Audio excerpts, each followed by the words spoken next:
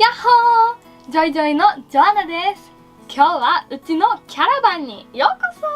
そ。今おじいちゃんの家にいんねんけど、おじいちゃんの家の前にキャラバンを止めてて、最近はここをなんか自分の書斎として使ってんねん。じゃあ今日の御言葉、今日は新約聖書から取りました。今日の御言葉はローマ人への手紙っていうとこから来てて、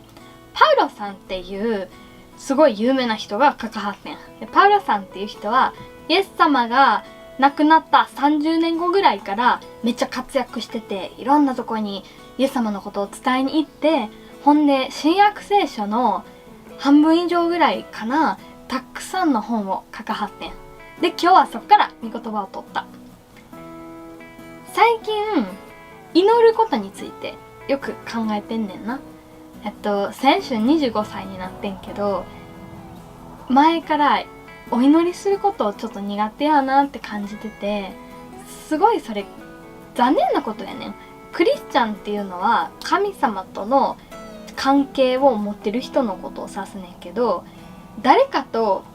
友達やとするとその人とめっちゃおしゃべりするやん。話すことによってその人のことについて知って、その人がうちらのことについて知って関係を築いていくやん。でお祈りも一緒やねん。それやのになんか最近よく祈れてないなとか、なんか苦手やなとか思っちゃって、前からめっちゃこれちょっと苦手なの直したいなと思ってたから、25歳は祈りの年にしようって思ってんねんな。でちょうど誕生日の前の日に日曜日で教会行ったら、教会の説教がお祈りについてで、それもなんかうわー、やっぱりお祈りについて考えようってなって、感動した。まあとりあえず今日の御言葉はお祈りについて。じゃあ読むね。ローマ人への手紙8章26節。御霊も同じようにして弱い私たちを助けてくださいます。私たちはどのように祈ったらよいかわからないのですが、御霊ご自身が言いようもない深いうめきによって私たちのために取りなしてくださいます。この御言葉、御霊っていう人のことを話してるけど、聖書には三位一体っていうことについて書かれてて、それはつまり神様、お父様である神様、息子であるイエス様、そしてご聖霊様とか御霊とか呼ばれてる聖霊様がいんねん。でその3人が一つってなってる。でもうそれはもうほんまにまた違うビデオでジョイジョイの他の仲間に説明させてもらうわ。すごい難しいから。でもこの御言葉では、うちがお祈りするときになんかなんて言ったらいいかわからへんなとか、なんかめっちゃ幼稚な祈りやなとか思うときに、御霊が間になんか仲介者みたいな感じで間に立って、うちの祈りを神様のとこに届けてくれてはんねん。ジョアナはつまりこう言おうとしてはるんですって御霊が神様に言ってくれんねん。でこの御言葉読むたびにめっちゃ励まされんねんな。どうやって祈ったら分からへんけど、でもそれでも祈ったらちゃんと御霊様が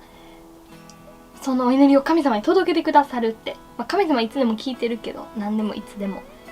でそのなんて書いてあった？深いうめき、言いようもない深いうめき、それは何のことか天国行くまで分からへんと思う。それは置いとこう。取りなしてくださいます。取りなしの定義をさっき調べてんけど、めっちゃいいの見つけた。